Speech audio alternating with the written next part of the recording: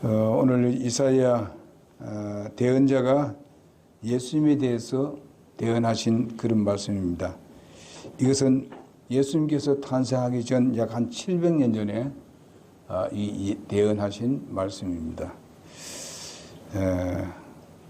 그 예수님이 이 땅에 오신다는 데서 왔는데 아이가 태어났는데 그 이름이 여러 가지 나와 있습니다.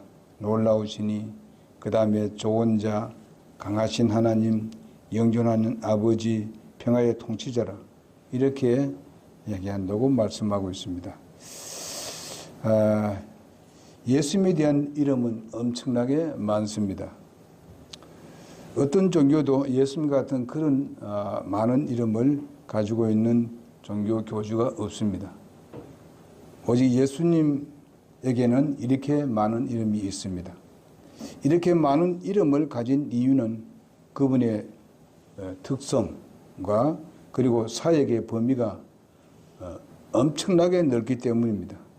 그뿐만 아니라 그분에 관한 기사가 수천 년을 걸쳐서 계속 쓰여지고 있고, 그분에 관한 명작들도 엄청나게 나와 있습니다. 신안 서적들, 그분을 기다리는 단체들, 그리고 국가들, 그리고 그분을 중심으로 하는 역사가 굉장히 많이 쓰여져 있습니다.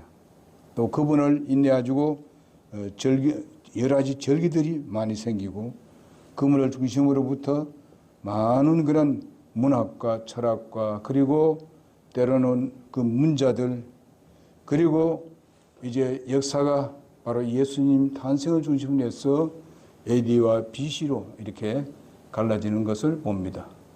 여러분, 어느 교주가 이렇게 놀랍게 이렇게 변화를 가지고 이런 놀라운 그런 이름을 가지고 있는가? 아무도 없습니다.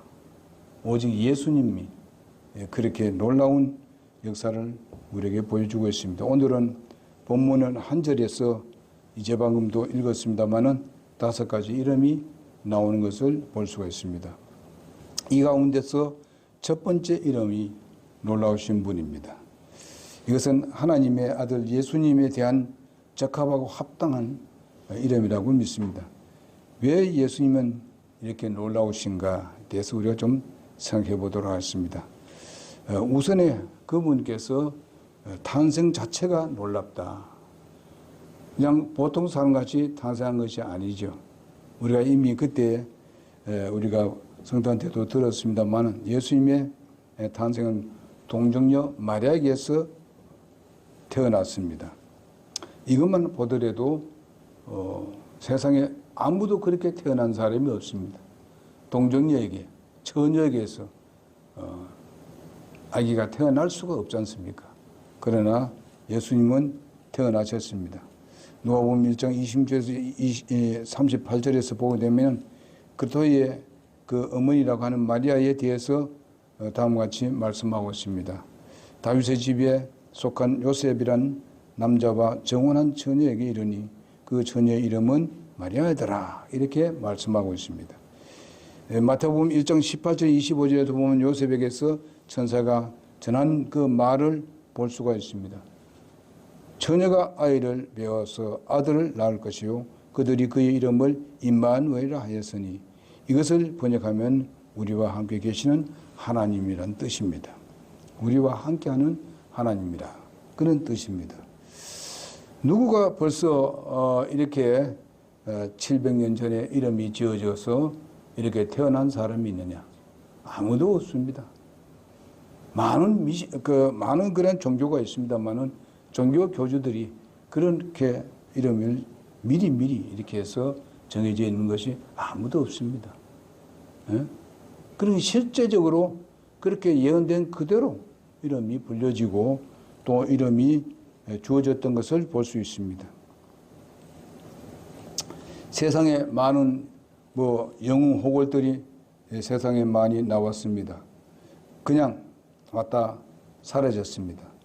그러나 예수님은 지금도 살아 역사하고 계시고, 또 지금도 우리 안에 역사하고 있고, 역사하신 그 예수님의 놀라운 그 능력을 우리는 체험하고 살아가고 있습니다. 또 그뿐만 아니라 이 예수님에 대해서 지난 주에도 말씀드렸습니다마는 한 영혼이 거듭나면은 바로 그 사람이 가치관이 달라져 버립니다. 그리고 그 삶에 있어서 옛 잘못된 것을 벗어버리고 이제는 주님께서 원하시는 방향으로 살아감으로 인해서 누구도 고칠 수 없던 이런 모든 것을 이제 변화를 가져게 하는 그런 놀라운 역사를 우리는 경험하고 또 계속 경험하고 있습니다. 우리 주님의 처녀 탄생을 부인하는 자들이 때로는 많습니다. 이들은 바로 이것이 과학적으로 안 맞다, 불가능하다 이렇게 얘기합니다. 그리고 이해하려야 도저히 이해할 수가 없다. 천지 만물을 창조하신 분은 누군지도 모르니까 그런 얘기를 합니다.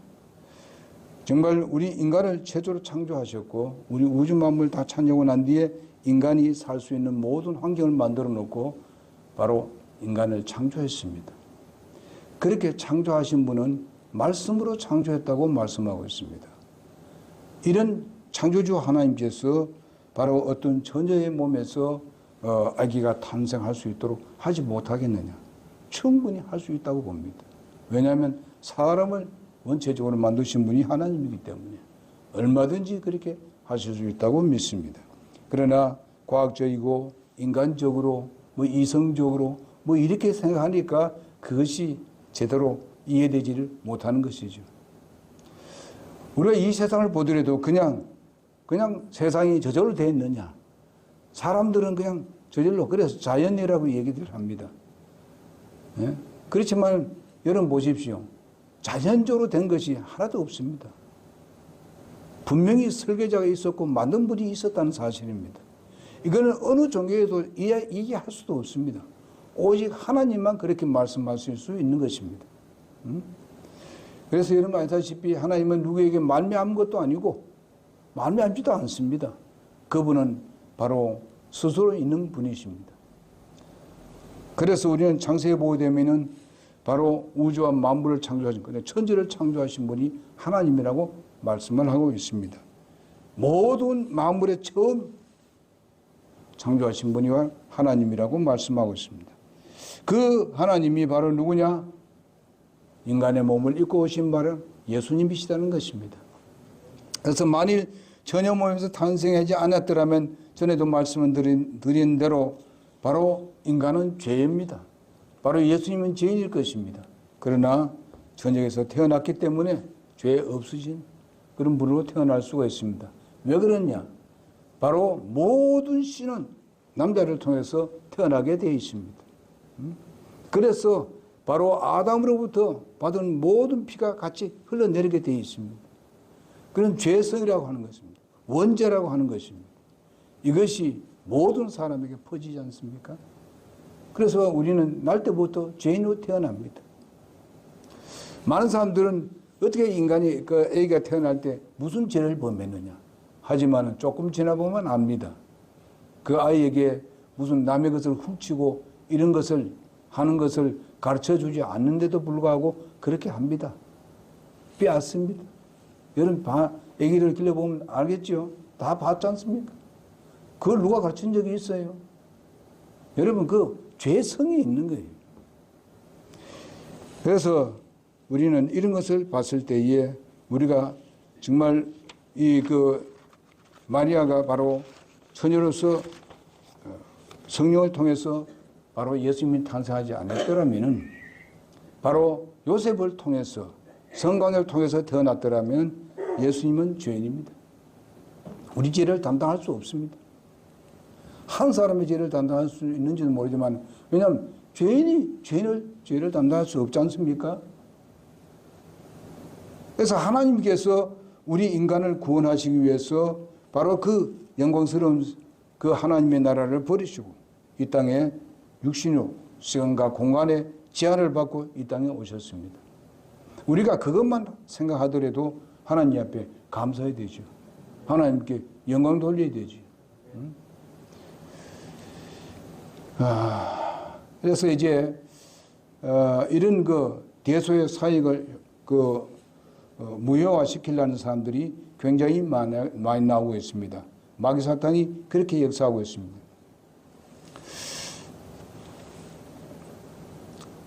하늘로부터 온 예수님이 탄생할 때에 하늘부터 온 천사들의 찬양이 들렸습니다. 그리고 천군들이, 하늘의 군대가 찬양을 했던 것을 볼 수 있습니다. 이것은 그 당시에 바로 목자였던 사람들이 그거 다 봤습니다. 하늘로서 내려오는 그런 천사들을 봤고, 천사들의 찬양하는 걸 봤고, 그리고 천군들이 했는데 하늘의 군대들이 함께 예수 그리스도의 탄생을 찬양했다고 성경에 말씀하고 있습니다. 이런 놀라운 것을 보았습니다. 그러니까 그것을 확인하고 난 뒤에 어떻습니까? 이 목자들은 자기가 지금 보호하고 지키고 있던 그런 양들을 다 버려두고 어디 갔습니까? 예수님께 경배하러 갔던 것을 볼 수 있습니다. 그리고 예수님을 발견하고 난 뒤에 그 복음을 증거했던 것을 볼 수 있습니다. 이것을 보더라도 놀랍습니다. 하나님의 아들이신 예수님이 탄생하는데 제일 먼저 또 목동들에게, 그러니까 목자들에게 먼저 그 소식을 가르쳐 준 것을 보더라도 이거는 참으로 놀라운 일입니다. 그리고 예수님이 탄생하실 때에 어떻게 했습니까? 별을 하나님께서 나타나게 했지 않습니까? 별이 보통 별이 아니고 아주 큰 별로서 그 별이 한 군데 있는 것이 아니고 계속 갔다는 것입니다. 어디로 갔습니까? 바로 베들레헴까지 갔습니다. 길을 가르쳐 줬다는 것이. 이건 기적 아닙니까? 이건 놀라운 거 아닙니까? 누가 정말 모든 종교의 교주들이 태어날 때 그런 일이 벌어졌는가? 아무도 없습니다. 이건 역사적인 이야기예요. 사실입니다. 거짓이 아니고 실제입니다. 이것만 보더라도 예수님의 탄생이 너무나도 놀랐습니다. 이렇게 오셨는데 예수님은 우리를 위해서 뭘 하셨는가? 그러기 위해서 예수님의 그 삶들, 우리의 삶을 보더라도 그분의 삶은 완전히 희생적인 삶입니다. 완전히 희생적인 삶입니다. 두 번째로는요, 그분은 바로 동정녀 탄생만 놀란 것이 아니라 그분의 생활이 비이기적인, 전혀 욕심이 없는, 인간은 다 욕심이 있는데 욕심이 없습니다. 오직 성김과 헌신과 희생의 삶을 살았던 그런 분입니다. 이것이 놀랍다는 것입니다. 그분은 구약의 모든 예언을 성취함으로써 하나님의 뜻을 이루시는데 그분의 시간표대로 삶을 살았습니다. 그는 정말 하나님으로서 이 땅에 오셨고 그는 능력을 가지고 있는데도 불구하고 절대로 그 능력을 함부로 사용하지 않았습니다. 하나님의 지시에 따라서 그렇게 살으셨습니다. 그는 바로 하나님께서 얘기하신 대로 시간표대로 살아왔던 그런 분입니다. 이 땅에서 행하신 많은 놀라운 일들이 있는데 모든 일들은 모두 자신의 어떤 이익을 위해서 한 것이 하나도 없습니다. 오직 타인의 이익을 위해서 살았던 분이 바로 예수님이십니다. 놀라우신 분입니다. 이거는 역사적으로 다 나타난 이야기고 봤던 사람이 다 기록한 것입니다. 경험한 사람들이 다 역사적으로 기록한 것들입니다. 이걸 누구가 무슨 소설 쓰기 위해서 쓴 게 아닙니다. 그분은 나사렛이란 아주 빈촌에서 살아셨고 그분의 가정은 바로 가난한 목수의 가정이었습니다. 그분은 그의 육의 아버지인 바로 목수 요셉의 일들을 도우며 바로 소년과 청년의 생활을 이렇게 마쳤습니다. 그러고 난 뒤에 그가 30세쯤 됐을 때 30세 이스라엘에 여러분 아시다시피 이스라엘의 공적인 일을 할 수 있는 것은 언제 합니까? 30세 이상부터 합니다. 30세 때부터. 그전엔 그런 일을 하지 못해요. 율법으로 그렇게 할 수 없습니다. 그래서 예수님은 바로 30세쯤 되었을 때에 집에 나오셔서 온 도시에 마을로 다니면서 구원의 메시지를 전했습니다. 그분은 한 권의 책도 저술한 적이 없습니다. 재산도 없으셨습니다.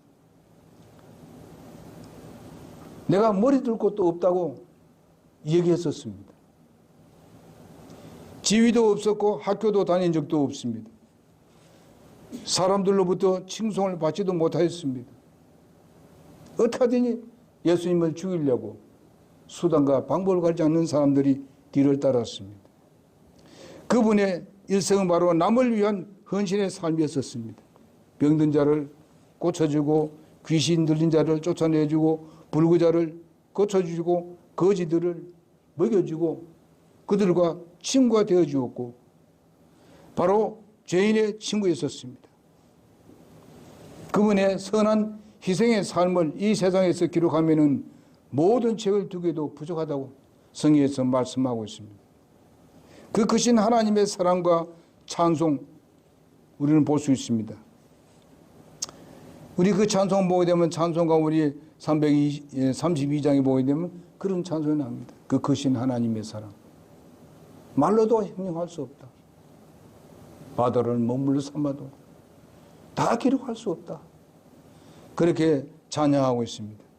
하나님께서 이 땅에 시간과 공간의 제한을 받으시면서 멸시와 천대를 받으며 죄악의 세계에서 불편한 그런 몸을 가지고 삶을 사셨습니다. 그분은 한마디만 해도 모든 것을 다 가능케 할 수 있는 능력을 가지고 계셨는데도 불구하고 그분은 바로 헌신적인 삶을 살았던 것을 봅니다.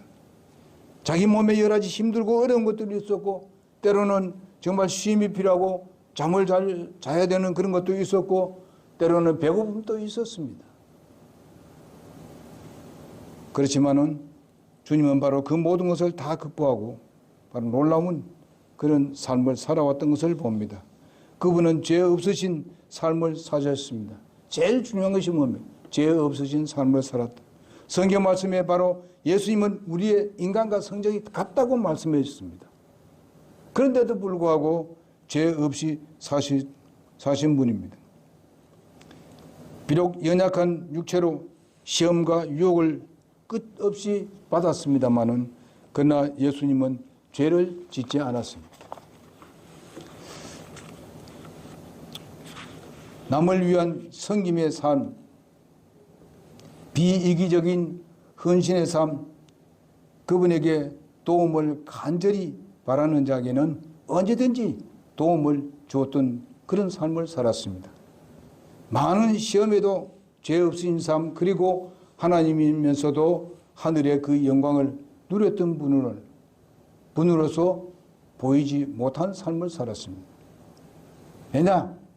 어려운 사람과 함께하기 위함이었습니다. 그분이 바로 이 땅에서 계시면서 죽은 자를 살리신 능력의 삶, 그리고 오병이어로 5,000명을 먹이고 질병이어로 4,000명을 먹이는 정말 굶주린 자에게 먹여주셨던 것을 봅니다. 자연을 자기 마음대로 다스리는 삶이 그에게 있었습니다.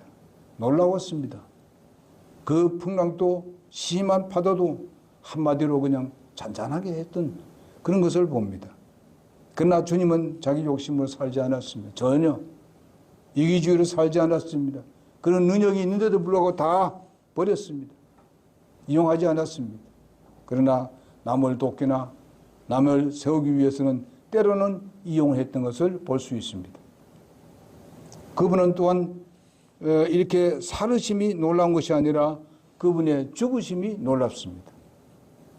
죽으심이 놀라워요. 이 세상의 모든 사람의 죄를 지시고 십자가에서 못 박히시고 죽으심은 이것도 놀라운 사실입니다. 이 죽으심은 바로 세상의 어느 누구도 힘과 권력과 권세의 영향 때문에 죽으심이 아니었습니다. 예수님의 죽으심은 누구 때문에 힘에 의해서 예수님이 죽은 것도 아닙니다. 힘이 없어서 바로 잡혀간 것도 아닙니다. 아무 권능도 없어서 잡혀간 것도 아닙니다. 여러분 잘 아시다시피 예수님 잡혀갔을 때에 바로 여기에 나사렛 예수가 누구냐 했을 때 바로 나다. 내가 나사렛 예수다 했을 때에 그 잡으러 왔던 그런 그 군사들이 거기서 꼬그라졌습니다. 그 말 한마디. 근데 예수님은 그걸 사용하지 않았어요. 우리가 성정이 같은데 정말 억울하게 죄를 뒤집으시고 억울하게 끌려가고 채찍으로 맞고 얼마든지 한마디로 딱 그들을 죽일 수 있습니다. 그런 능력을 가지고 있었지만은 절대로 주님 그걸 사용하지 않았습니다. 왜 사용하지 않았느냐? 여러분과 나를 구원하기 위함입니다. 우리의 모든 죄를 다 담당하기 위함입니다. 여러분을 다 구원해서 하나님 나라에 데려가기 위함인 것입니다. 그러기 위해서 예수님은 참으시고 인내하셨습니다. 우리가 그런 능력이 없었을 때 그렇게 당하게 되면은 우리가 뭔가 좀 싸워보려고 하지만은 주님은 어떻습니까? 능력이 있는데도 전혀 사용하지 않았습니다. 누굴 위했냐? 여러분과 나를 위함이었습니다. 이걸 우리는 생각하면서 하나님 앞에 감사해야 될 줄 믿습니다. 그분은 위대한 창조주 하나님의 능력과 강력한 죄의 심판의 권세를 가지고 있으면서도 오직 죄인들의 죄를 대속하기 위해서 묵묵히 참으시고 인내하셨습니다. 예수님이 우리 죄를 담당하지 않으면 아무도 인간의 죄를 담당할 사람이 아무도 없기 때문에 주님은 묵묵히 참고 인내하시고 가셨던. 그러니까 예수님의 죽으심이 놀라운 것입니다. 놀라운 겁니다. 어느 누구의 종교의 교주가 그래 한 적이 없습니다.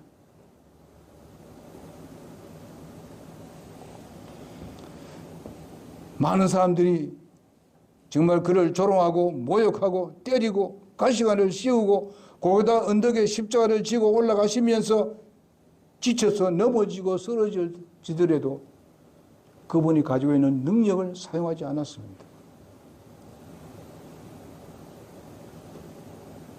그분은 바로 우주와 만물 말씀으로 창조하신 분이에요. 얼마든지 그들을 한 번에 해치울 수가 있습니다.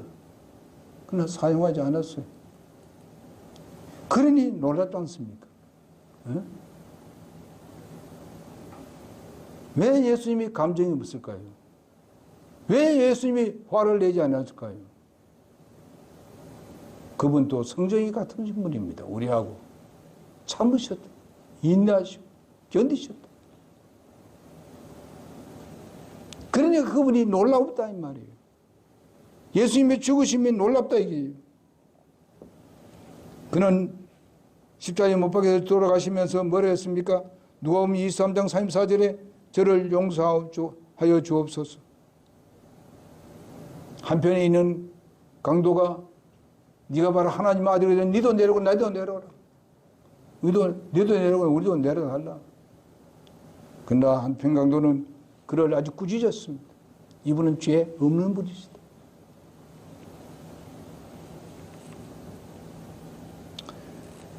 그 한편 강도는 바로 그 자리에서 예수님께서 네가 나와 함께 낙원이 있으리라고 그렇게 이런 능력을 가지고 계시는 분이에요. 나와 함께 낙원이 있으리라 능력을 가지고 있는 분이 지금 운명 중에 있습니다. 직전에 있습니다.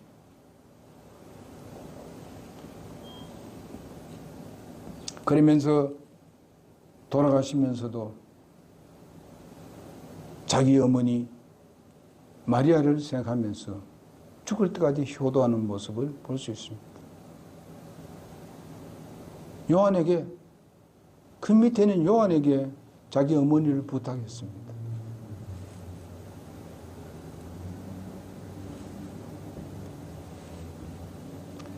그러면서 예수님께서 마지막 하신 말씀이 요한복음 19장 30절에 마지막으로 다 이루었다. 다 이루었다. 누구를 위해서 다 이루었느냐? 모든 인류를 구원하기 위한 구원의 모든 조건들을 예수님께서 십자가에서 다 이루었다고 말씀하고 있습니다. 다 이루어놨어요. 오늘날 많은 사람이 나는 애를 쓰고 노력해야 천국 갈 수 있다, 뭐 구원받는다 하지만은 여러분, 예수님께서 그것을 들었을 때 뭐라고 말씀하시겠습니까? 야, 이놈아, 내가 다 이루어놨지 않느냐? 뭐? 네 노력이 된다고 생각하느냐? 너는 나를 믿기만 해라. 지금도 주님은 그렇게 말씀하십니다. 이렇게 모르는 사람들이 자기 노력으로 가려고 애를 쓰고 노력한다니. 주님의 십자가 이렇게 헛되게 할 수 있습니까? 우리가 예수님께 이루어 놓으신 그런 사역에 내가 그것을 플러스 시킬 수 있습니까? 오늘날 많은 목사들이 그런 얘기를 한다 이 말이에요. 예?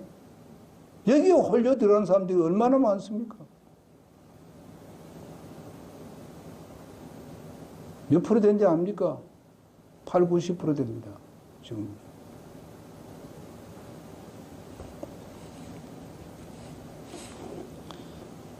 어떡하지? 예수님 하신, 완료해 놓은 것을 갖다가 예수님 모자란다는 거예요. 내가 좀 플러스 시켜야 된다는 거예요. 이 엉터리 같은 사람들이. 이 놀라운 선물을 갖다가 선물로 안 받고 그것도 뭔가 자기 노력 더 붙여주고 하려고. 몰라, 이렇게 하는 사람들이 얼마나 많습니까? 그 예수님의 죽으심 헛되게 하는 이런 잘못된 교리를 가르치는 사람들이 얼마나 많습니까? 하나님의 은혜로 구원받습니다. 그저 공짜입니다. 우리가 주님을 위해서 헌신하고 예배하고 드리고 이렇게 하는 모든 것은 우리가 상을 받는 것입니다. 이걸 좀 완전히 구분해야 돼요. 잘 모르고 자꾸 그런 이야기를 하는데 그걸 뭡니까? 바로 환란 시대 때 예수님, 우리는 환란 시대에 들어가는 교회라고 주장하기 때문에 그렇습니다. 하나님이 환란을 다 벗어나도록 다 만들어 놨는데 저는 꾸역꾸역 들어가겠다는 거예요. 환란에. 들어가요. 그거 견디는 거 봅시다. 환란 들어가서. 응? 이런 잘못된 가르침에 넘어가는 사람이 있어요. 지금도. 우리 교회도 왔다 간 사람도 그런 사람이 있었어요. 똑바로 가르쳐주면 비틀고 나간다니까요. 응? 오늘 제가 여기 성경 구절이 엄청나게 많아요. 그러나 그 구절은 그냥 하지 않고 설명만 해드립니다. 그 다음에 그분의 죽으심뿐만 아닙니다. 그분의 태어나심이 놀랍고 그분의 희생이 놀랍고 그분의 죽음이 놀랍고 또한 그분의 부활은 더욱 놀랍습니다. 더욱 놀랍습니다. 그분의 능력으로 죽음을 이기시고 일어나신 분이 바로 예수님이십니다. 누가 죽어서 다시 부활한 사람이 있습니까? 그래도 뭔가 생명이 좀 있었기 때문에 무슨 고쳐가지고 그 살아난 사람이 있을지는 몰라도 죽은 지 사흘이 넘으면 썩은 냄새 날 정도인데 누가 다시 살아난 사람이 있습니까? 이거는요, 무슨 지어낸 얘기 아니에요. 역사적인 사건 그대로 지금 말씀을 드리는 거예요. 전에도 말씀드렸죠. 예수님에 대한 그런 예수님이 오셔서 그런 예수님에 대한 이야기들을 기록한 것이 있는데 예수님 돌아가실 때에 그 부활에 대한 이런 것들을 전부 다 그것을 기록해 가지고 보고한 것이 있습니다. 그것을 빌라도의 보고라고 합니다. 그 당시 예수님이 십자가에 못 박혀도 내준 사람이 누굽니까? 빌라도입니다. 빌라도가 그런 모든 것을 역사적인 기록을 다 해서 카이사르에게 로마 황제에게 그것을 보고한 것이 실제적으로 나와 있습니다. 요렇게, 요 정도, 우리 한글로 번역한 거 요 정도 됩니다. 아주 얇습니다. 번역이 나와 있어요. 그걸 읽어보면 놀랍습니다.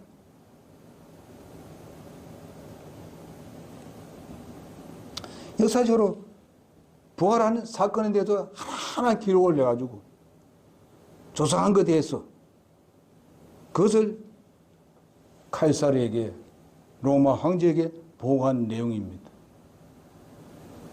절대로 거짓이 아닙니다.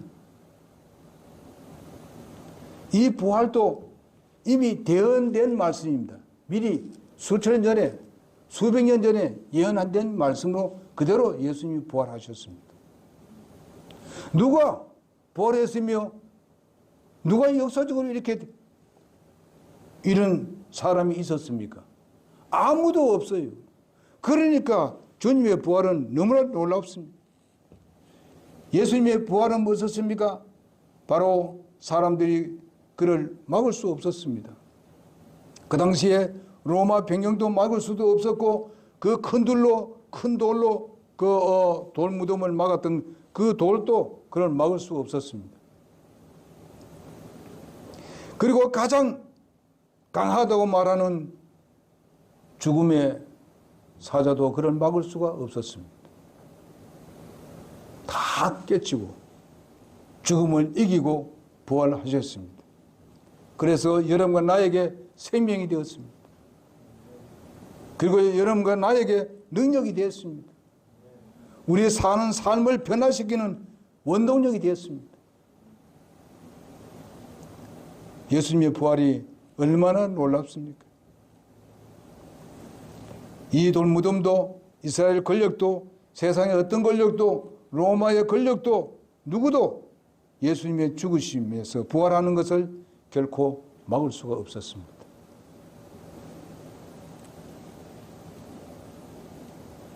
이스라엘 백성들이 예수님의 죽으심에 반대하기 위해서 예수님 부활하지 않았다고 이렇게 돈을 줘가면서 그들이 했습니다마는 그러나 그것은 역사적인 걸 부활하셨습니다.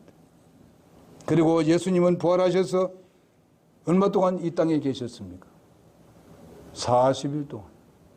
40일 동안 자기 부활한 모습을 보였고 그것을 또 천국에 있는 그런 복음을 증거하게 되었습니다. 수많은 사람들에게 보였습니다. 이것이 우리의 교회에 있어서 가장 놀라운 것입니다. 교리 중에서 가장 놀라운 교리입니다. 이거 없으면 성경 전체는 거짓말입니다. 예수님이 부활이 없었더라면 이건 다 거짓말이에요. 하나님의 말씀은 의롭다 할 수 없습니다. 예수님이 의롭지도 않습니다. 예수님은 부활하셨기 때문에 의로우시고 하나님 말씀은 진리고 그렇습니다.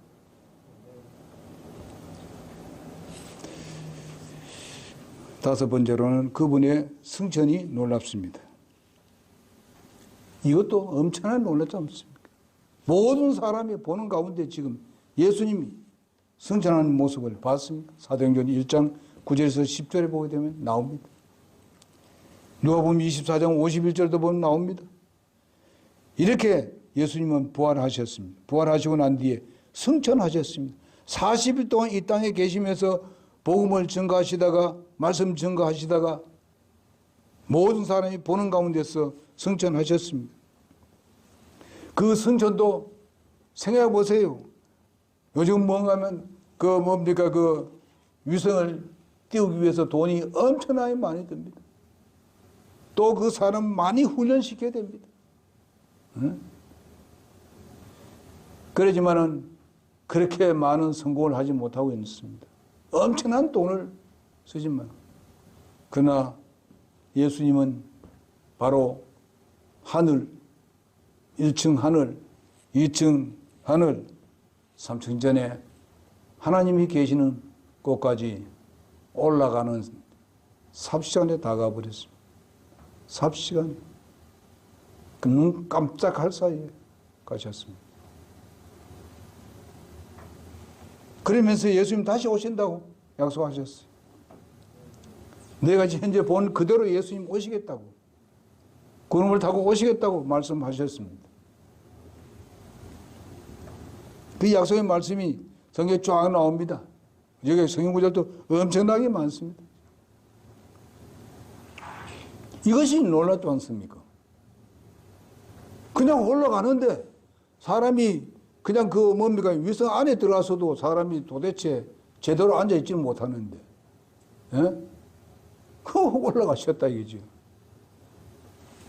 놀라운 사실 아닙니까? 우리가 주님 놀랍다는 말을 그냥 한마디로 하려고 되면 너무나 아쉬워요. 엄청납니다. 놀라운 것이.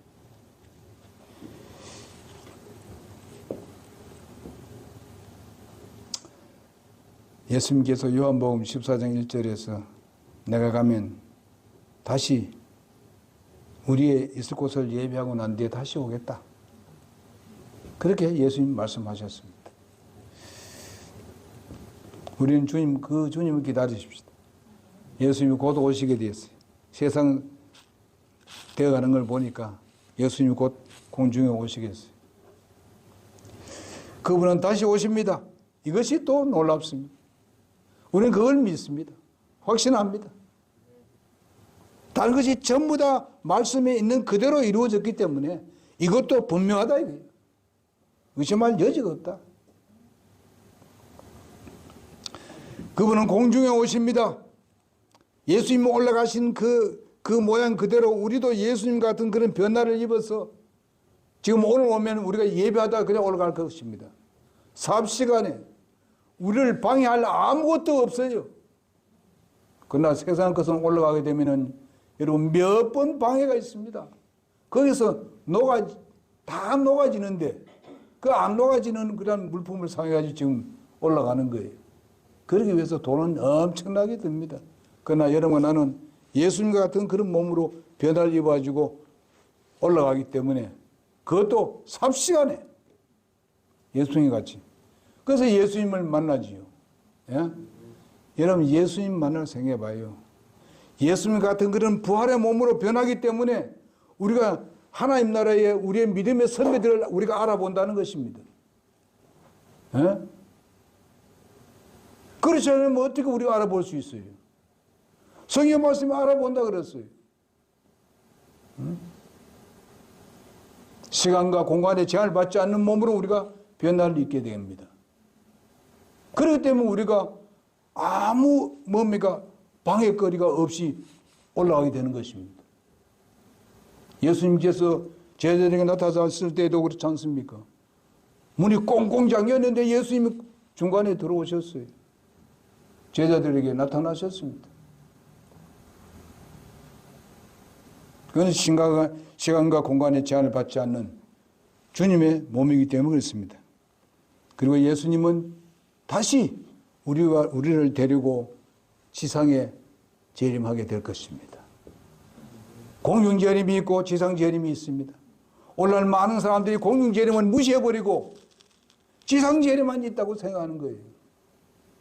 그러니까 노력해야 들어가는 거예요.